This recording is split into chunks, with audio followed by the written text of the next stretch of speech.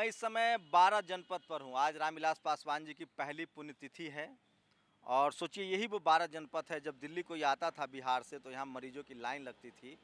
लंबे समय तक वो रहे और उनकी मूर्ति भी लगी है, यहाँ लगा दी गई है। पासवान जी की पुण्यतिथि है, उनकी आज पहली पुण्यतिथि है। शायद दिख जाए, घर में अलाउ नहीं है क्योंकि पूरा परिवार जो है वो पटना गया है।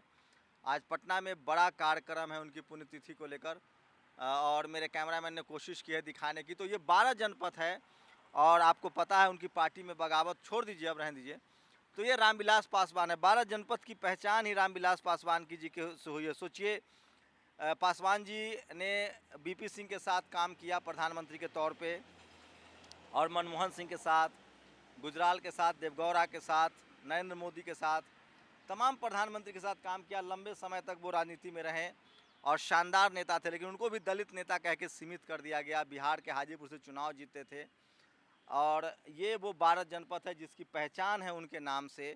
और जब भी लोग एम्स जाते थे तो इस सड़क पर, तो 12 जनपद की पहचान है। अब चूँकि उनकी पार्टी टूट गई है, उनके भाई चले गए हैं बीजेपी खेमा में, तो ये घर खाली करने का भी आदेश है। लेकिन अभी रामविलास पासवान जी की एक मूर्ति लगाई गई है। तो एक ऐसा नेता जिसने देश के लिए शानदार काम किया, लंबे समय तक काम किया। एसडीओ की नौकरी मिली थी, गरीब परिवार में जन्मे थे, नौकरी छोड़ के उन्होंने राजनीति का रास्ता चुना और सांसद भी बने, रिकॉर्ड मतों से चुनाव भी जीते। आज उनकी पुण्यतिथि है, पूरा देश उनको याद कर रहा है। पटना में बड़े बड़े कार्यक्रम हो रहे हैं। चिराग पासवान भी पटना में होंगे, सारा परिवार पटना में है। लेकिन मैं फिर कह रहा हूँ, रामविलास पासवान ने जो खासकर शोषित वंचित समाज के लिए बहुत काम किया, आज उनकी पहली पुण्यतिथि है। देश उनको याद कर रहा है, लेकिन मीडिया आज भी उन्हें दलित नेता कहता है। क्या लगता है आप लोगों को, पासवान जी राष्ट्रीय नेता थे या सिर्फ दलितों के नेता थे? ये ज़रूर बताइए, क्योंकि मीडिया की लगातार कोशिश होती है कि SC ST OBC माइनॉरिटी के नेताओं को वो जातियों में बांट देती है, पिछड़ा, दलित, मुस्लिम नेता। ये मीडिया की कोशिश है, जबकि आडवाणी, वाजपेयी जैसे लोगों को राष्ट्रीय नेता कहती है।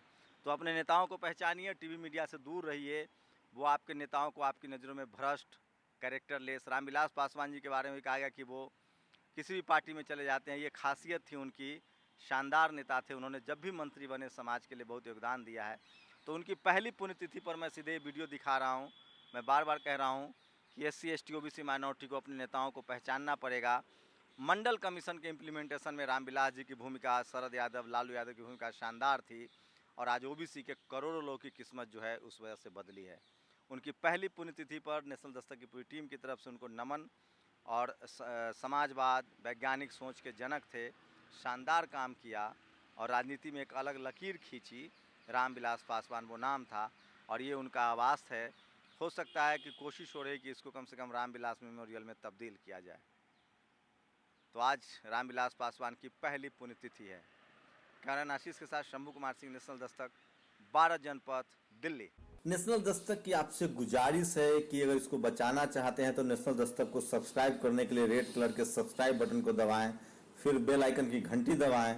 नेशनल दस्तक को बचाने के लिए बहुत जरूरी है कि हर खबर को शेयर करें, लाइक करें, कमेंट जरूर करें।